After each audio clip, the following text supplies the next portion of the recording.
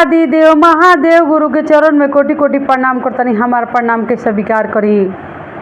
माँ भगवती गौरी गणेश के चरण में कोटि कोटि प्रणाम करतनी। हमार प्रणाम के स्वीकार करी। धरती पर बैठल धरती माता के चरण में कोटि कोटि प्रणाम करतनी। हमार प्रणाम के स्वीकार करी। साहा भरेंद्र नंद नीलम दीदी के चरण में कोटि कोटि प्रणाम करतनी। हमार प्रणाम के स्वीकार करी। हमार प्रणाम के स्वीकार करी। जितना हमार शिव शिष्य लोग बा, गुरु बहना लोग बा, महादेव से जुड़ल बा, हम सब गुरु भाई बहना के चरण में कोटि कोटि प्रणाम करतनी। यूट्यूब के माध्यम से जितना हमारे गुरु भाई बहन ललिता शिव चर्चा चैनल के देखता सब कोई के पैर छू के प्रणाम करतनी।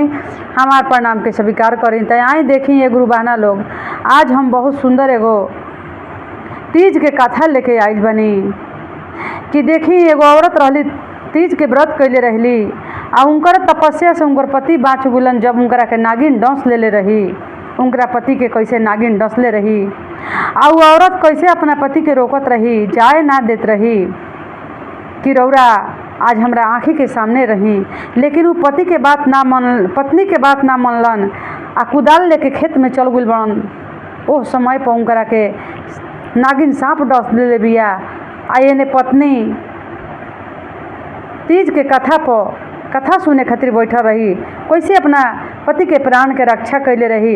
यह कथा से समझम ए गुरु बहना, यह कथा से समझम कि तीज व्रत में कितना शक्ति होखेला।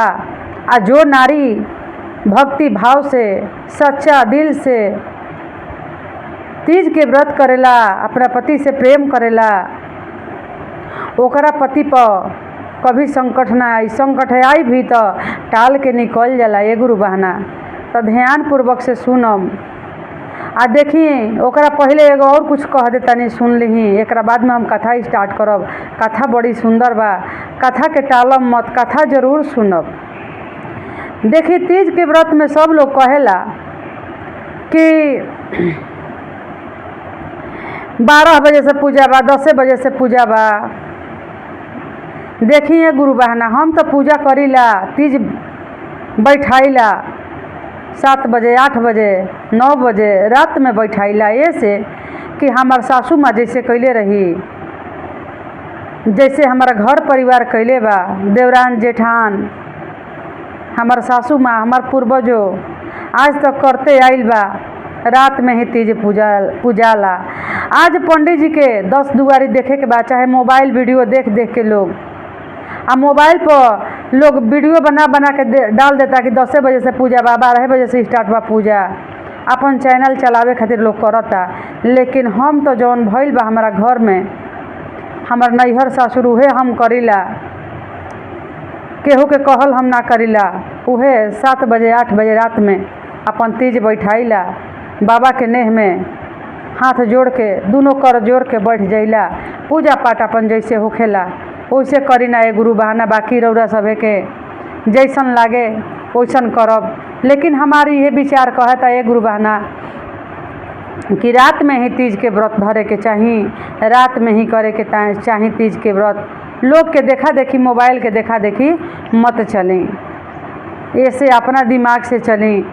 जतने मोबाइल के फैसिलिटी आ गइल बा उतने लोग के दिमाग के डिमांड बढ़ गइल बा। कोई कहता कि अभी पूजा करे के बा, कोई कहता कि 12 बजे, कोई कहता कि 10 बजे पूजा करे के बा। ऐसे हम अपना दिमाग से चलना, बाकी रौरा केकरा दिमाग से चलब वो रौरा ऊपर बा। देखिए गुरु बहना, अब कथा का हम स्टार्ट करतनी। कथा ध्यान पूर्वक से सुनम, कथा के आनंद ध्यान पूर्वक से लेहब। देखी कथा में यह बा कि एगो घर में सास पतोह रहत रही जा। सास रही, बुढ़िया के 2 गो पतोह रही जा। देवरानी जेठानी भैली, दोनों पतोह आ एगो सासू माँ। ये तीनों जानी मिल के आ तीज के व्रत है बड़ा धूमधाम से तैयारी करके रखले रही जा। तीज के 1 महीना 15 दिन पहले से ही लोग तैयारी करे लागेला। केहू साड़ी किन के ले आवला, तो केहू कपड़ा किन के ले आवला, तो केहू चूड़ी किन के ले आवला, केहू बिंदी किन के ले आवला, केहू अब नज़दीक में आ गइल तो केहू अपन फल फलहरी खरीद के खरीदारी करता, ठेकुआ पकवान पकावता, पेड़किया गुजिया घर घर में बनता, बड़ा धूमधाम से तैयारी होखेला। आ देखा देखी लोग सब कोई ऐसे ही तैयारी करला। ये गुरु बहाना से शंकर भगवान सबके अजय अमर सुहाग रखस, आबाद रखस। सब गुरु बहाना लोग ऐसे ही तीज के त्यौहार हमनी के करत रही जा, और सभे करत रही। ये गुरु बहाना ध्यान पूर्वक से कथा सुनत रही। जैसे ही ओखन जनी अपन तैयारी बेचारी कैले रही जा बड़ा धूमधाम से कि तीज के व्रत आवता, तीज के तैयारी कर लेवे के हमनी के। आ तीज के तैयारी कैली जा, सब चीज़ है पूरा पकवान जो भी बनत रहे अपना घर के अपना गांव के नियम जो रहे उहे नियम से सब चीज़ कैली जा। पति उनकर परदेश रहन, परदेश ले आई रहन तीज के सुन के कि हमार पत्नी तीज के त्यौहार रखले बड़ी। एक भाई गृहस्थी रहन, एक भाई प्रदेश रहत रहन। वो आगुल बड़न प्रदेश से, जबकि उनकर पत्नी के तीज के त्यौहार रहे वही तीज पर आइल बने गुरु बहाना। जब आइल बड़न बड़ा बढ़िया से स्वागत उनकर भइल बा। तब कहतन कि तीज के त्यौहार रखले बड़ू, हम जातनी भादो के महीना बा, भाई जौन गिरहत बा धान के बुआनी करवा देले बा, धान बोआ देले बा। हम आइल बानी त तनी सोहनी करवा दही, जहाँ जहाँ घास लागल होई ओकरा के साथे मिलके मजदूरा के साथे निकलवा देहब। उ का कैले बाने बेचारा उनकर पत्नी कहताड़ी कि ना ना कैसे कैसे रौरा रास्ता से आइल बानी, थकले आराम करी घर में। ए स्वामी जी हम रौरा के जाए ना देव, रौरा आराम करी, आज हमार तीज व्रत बा, रौरा खेत में मत जाई। बड़ी निहोरा कहतड़ी, लेकिन उनकर स्वामी जी बात ना मनलन अपना पत्नी के। कहतड़े कि ना तू लोग के पूजा में हम जुट जाइब, जातनी जौन काम बा हमरा के खेती से करके आ जाए। ज़्यादा छुट्टी नहीं के, 2-4 दिन के समय बा, अकेले भाई घर में परेशान रहेला। हम आइल बानी तो थोड़ा सा जाके ओकर हेल्प मदद कर दही, तनी जाए द। दोनों गोड़ पकड़ के कहतड़ी कि ना स्वामी जी आज रौरा मत जाई, देखी कैसे कैसे तो रौरा छुट्टी मिल गइल बा, रौरा आ गइल बानी, आ रौरा खेत में जाइब, देखी मत जाई। कहतड़न कि ना ना जाए द, हम पूजा में तहरा शामिल हो जाइब, ओह टाइम पर पहुँच जाइब, लेकिन थोड़ा सा काम भी कर लेबे द। देखी ये गुरु बहाना पत्नी का पा के रोकत रही, बेचारा मनलन ना, हाथ में कुदाल लेके खेत में पहुँच गइल बड़न।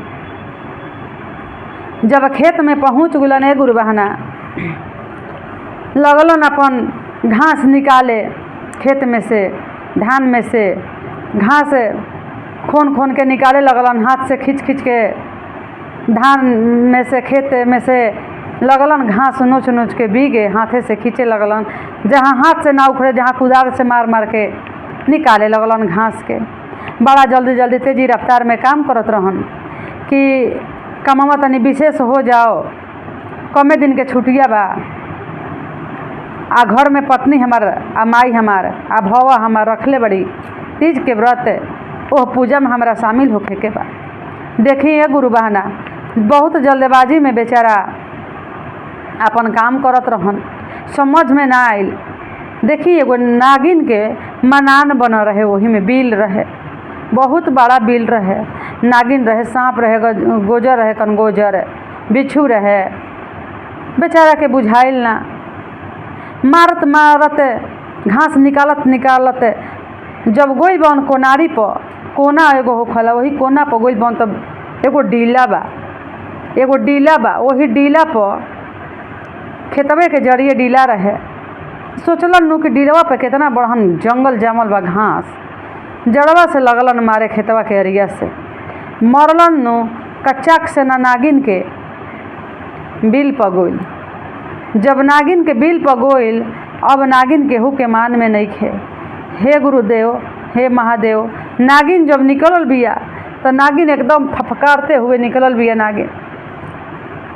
अब बेचारा डेरा गुलन, कुदारी हाथ से फेंका गुल, लेकिन नागिन उनकरा गोड़ में लपेटा के डंस लेलस। ए गुरु बहना जब नागिन डंस लेलस, ओहि जे गिर गुलन। जब वही गिर गइल बन, मूर्छित हो गइल बन, मुँह में गाज निकल गइल बा। आ दूसर खेतवा में सब लेबर मजदूर उनकरे लागा रहे, सब दौड़ल आइल कि हे भगवान का हो गइल, देखा ना सर छुट्टी आई रहन, भैया छुट्टी आई रहन, इनकरा का हो गइल। सब कोई साहेब कह के दौड़ता, कोई सर कह के दौड़ता, कोई भैया कह के दौड़ता। हे गुरुदेव, हे महादेव, का लीला बा महादेव गुरु के। सब कोई दौड़ता आया के गुरु बहना, सब कोई उनकरा के टांग टूंग के आ घरे लेके गोइल बा। दुआर पर ले जाके पार देले बा। झरवैया बोलैले बा लोग, डॉक्टर बोलैले बा लोग, मारे दुआर पर झराई होखता, फुकाई होखता, सांप के बिख निकाले खातिर सांप झाड़े वाला के बोलैले बड़न लोग, बिच्छू झाड़े वाला के, डॉक्टर वैद्य सब आगुल बा। उनकर पत्नी के जब पता चलल बा त छछन के लगली वही पूजा परोवे कि हे महादेव गुरु, कौन हमारे से भूल भइल, कौन हमारा से अनर्थ भइल कि ऐसा सजा हमारा पति के देनी, हमारा स्वामी के देनी, का हम गलती कैनी हे महादेव गुरु, कौन पाप के दंड देनी हमारा ऊपर। रौरा पूजा में हम बैठल बानी, रौरा नेह में दिन भर हम बानी, आज 1 महीना से तीज कैले बानी, आज तीज के दिन हमारा पति के कैसे नागिन डांस लेलस। अब पत्नी छछन के वही पर रोआ ताड़ी आ कह ताड़ी कि अब हम कथा ना सुनब, अब हम पूजा ना सुनब, अब हमारा कुछ भावत नहीं खे। हम अपना पति के पास जातनी दौड़ के, काहे कि अभी हमनी के बहुत ज़्यादा लंबा उम्र बा, बहुत समय बा, अभी हम अपना बाल बच्चा के शादी विवाह कुछ नहीं कैले, कोई लायक के हमारे बाल बच्चा नहीं खे। हमार जीवन बा, अभी उनकर जीवन बा, अब हम ना जियब, हम अपना पति के साथे अपना प्राण त्याग देहब। लगली वही पूजा में खखने। पंडित जी कहतने कि देख तू पूजेरी बाड़ू, भक्ति से अगर पूजा कैले होइबू सच्चा दिल से तो देख धर्मात्मा होइबू, धर्म के बाड़ू, तहारा पति के रक्षा जरूर महादेव गुरु करी हैं। अरे एगो नागिन एगो कीड़ा के डसे से का होखेला, आ जे विष धारण कैले बा तू ओकर तपस्या कैले बाड़ू। ध्यान पूर्वक से कथा हो जाए द, कथा के समाप्त हो जाए द, तब तू अपना पति के पास जइह। आ तहार पति के कुछ ना होई, तहार पति जीवित हो जाइ हैं, उनकरा कुछ ना होई, उनकर कुछ बाल बच्चा न बिगाड़ सकेला केहू। एगो ग्रह रहे, देखो ग्रह निकल जाई।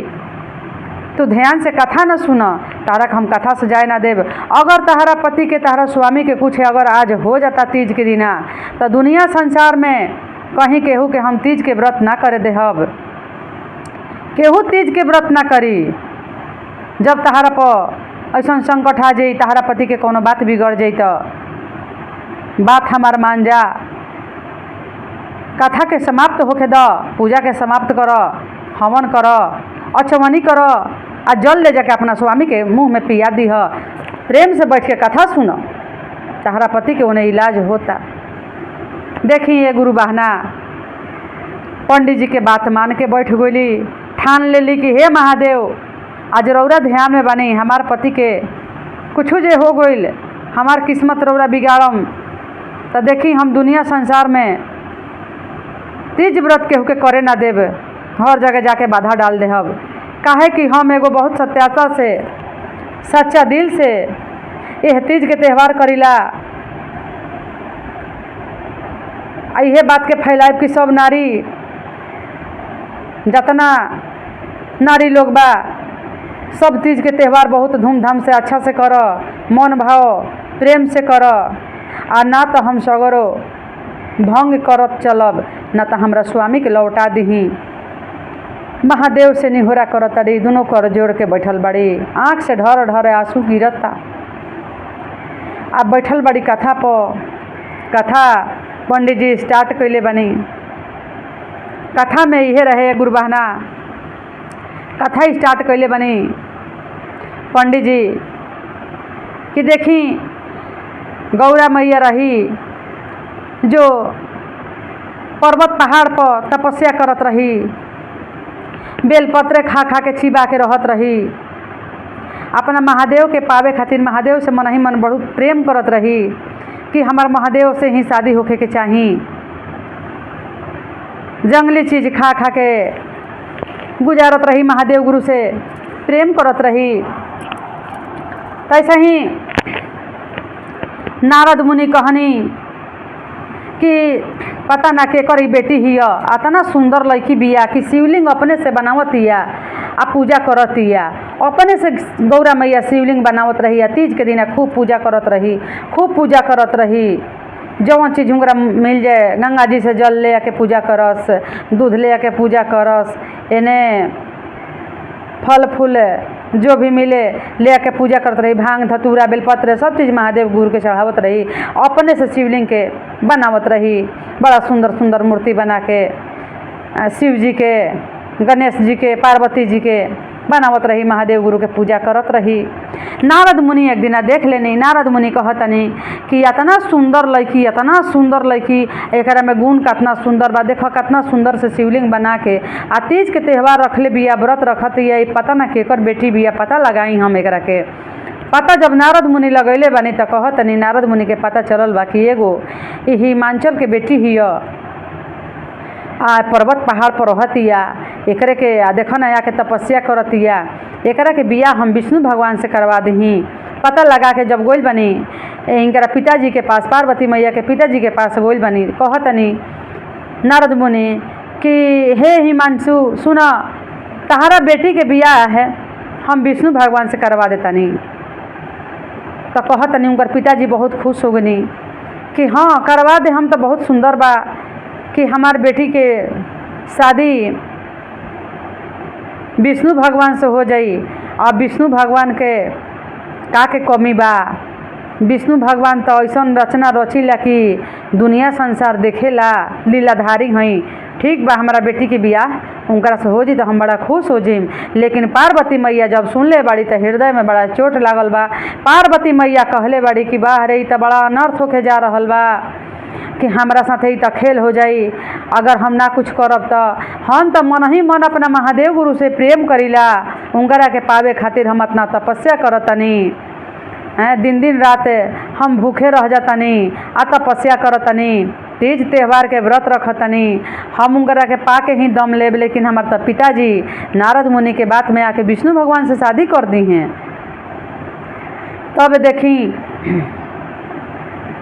फिर वजह से का कैले बाड़ी जा, उनकर सखी सहेली अली कि चला ये पार्वती चला फूल लोढ़े खातिर चले के। तो पार्वती मैया कहतड़ी कि आज हमार मन बहुत उदास बा, अपना सखी सहेली से कहतड़ी कि हमार मन बड़ी आज उदास बा। कहले बड़ी सखी सहेली कि काहे काहे तहार पार्वती मन उदास बा। तो मन उदास बा ऐसे कि नारद मुनि हमारा पिताजी से जाके कहले बानी कि विष्णु भगवान से शादी करे के, लेकिन हम तो प्रेम करी ना महादेव से, हमरा होखे के चाही, तो महादेव से शादी होखे के चाही। अब एकर का उपाय बा बतावो जा। सखी सहेली लोग कहले बड़ी जा कि देखो ए पार्वती घबरा मत, ए पार्वती तू चलो हमनी के साथ में, तहरा के ले चल के बहुत दूर तहरा के हमनी के अपहरण करब जा, तहरा के हार ले तनी जा, हार ले जाइब जा, तहरा के बहुत दूर लेके चल जाइम जा, कैलाश पर्वत पहाड़ पर से भी ऊपर हमनी के ले चलतनी जा। कैलाश पर्वत पहाड़ पर चलो, ओहजे रहल जाई एगो वन में, आ तब तहार विष्णु भगवान से शादी ना होई। तब का कैले बड़ी सखी सहेली लोग उनकरा के हरण क के आ ले जाते जा अपहरण क के। तो देखी यही से एकरा के कहल जाला हरतालिका तीज, एकर नाम है हरतालिका तीज। तो बहुत लोग के जरा नहीं के पता, उ कहला कि हरियाली तीज, ना एकर नाम है हरतालिका तीज। ई पार्वती मैया के हरण कैले रही जा उनकर सहेली लोग शंकर जी से शादी करवावे खातिर, यही से नाम पड़ल बा हरतालिका तीज।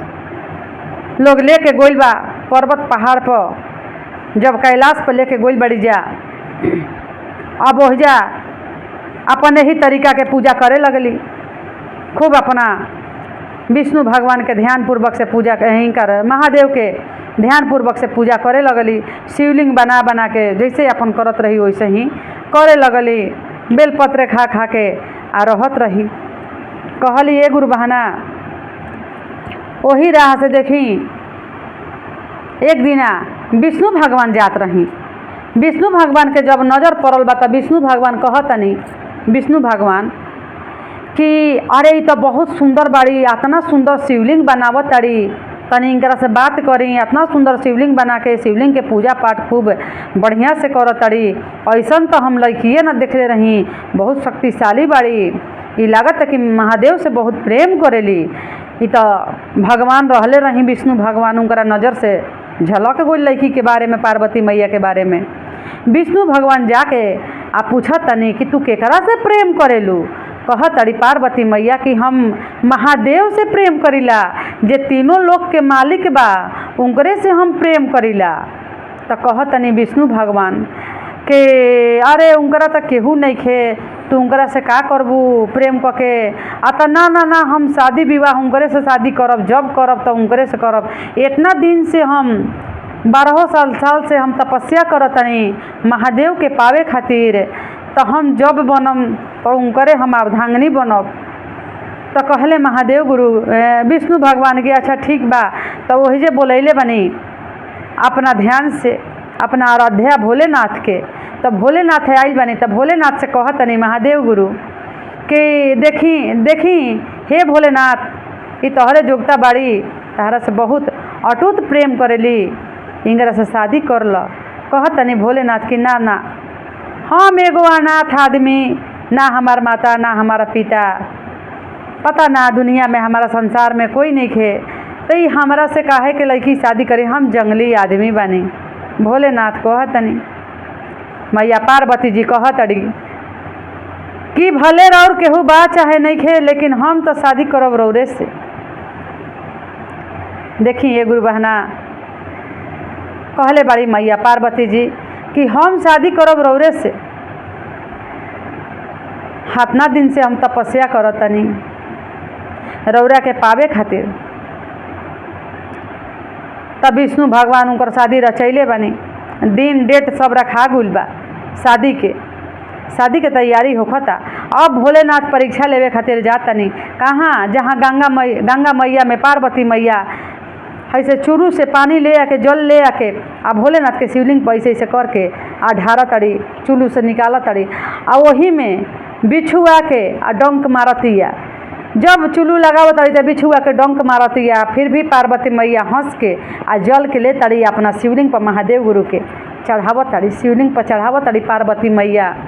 आ बिच्छू ओने से आया के हाथवे में डंक मारतिया। ए गुरु बहना आ महादेव गुरु आके सब एगो फकीर के रूप में देखतनी, फकीर के रूप में देखतनी, हंसतनी, कहतनी कि ना ई तो पार्वती स्वयं भगवान बड़ी, इंगरा से ना अगर हमार शादी हुई तो ये बतावा इंगरा दिल पर कितना चोट लागी। ना ना ना, हम शादी करब, ई हमारा लायक बाड़ी, सती बाड़ी। तो देखो बिच्छू डंक मारतिया, हमरे भेजल बिच्छू है आ बिच्छू डंक मारतिया, लेकिन फिर भी ई हमार पूजा छोड़त नहीं की पार्वती। तब महादेव गुरु एकदम तैयार हो गई बनी, तैयार होके आ शादी दोनों जना के विष्णु भगवान करवैले बनी। आ नारद मुनि वो जे बीड़ा बजावतनी, आ वो जे शादी हो गई बा। आ सब देवता देवी फूल दोनों जना पर बरसैले बा, मैया पार्वती जी पर आ भोलेनाथ पर। शादी संपन्न हो गई बा। शादी करके महादेव गुरु जहाँ रही ना कैलाश अपना झोपड़ी में गौरा मैया के रखे लगनी। तो गौरा मैया के कितना तपस्या के बाद मैया बाबा भोलेनाथ मिलल रही। तो देखी वही लोग से एगो गणेश भगवान जन्म ले रही। तो गणेश जी के भी तीज के पूजा में जरूर गौर गणेश बनावे के चाही आ पूजा करे के चाही।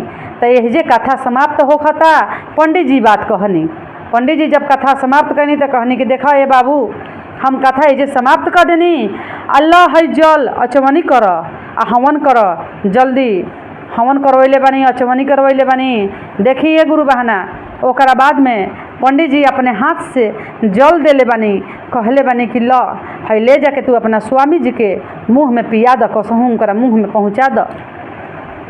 ले गुल बड़ी जल ले ले बड़ी। आ वो जे मुड़ी पटकली महादेव गुरु के तीज जहाँ धैल जला, मुड़ी पटकली कि हे महादेव, अगर सच्चा दिल से पूजा कैले हो खब, और तैयारी कैले हो खब, जितना बने उतना श्रृंगार करे के चाहिए गुरु बहना। तीज के दिना कमी ना होके के चाहिए श्रृंगार में, आ जितना बने उतना दान करी। सुहागन के भी करी, पंडित जी के भी करी। दान कईल बहुत अच्छा होखेला। तो कहली कि हे बाबा, हे भोलेनाथ, रौरा ध्यान से हम पूजा कैले होखब तो हमरा पति के जीवन लौटा दही, हमरा पति के जीवन लौटा दही। हम पति बिना एक पल नहीं रह सकत, नहीं जी सकत।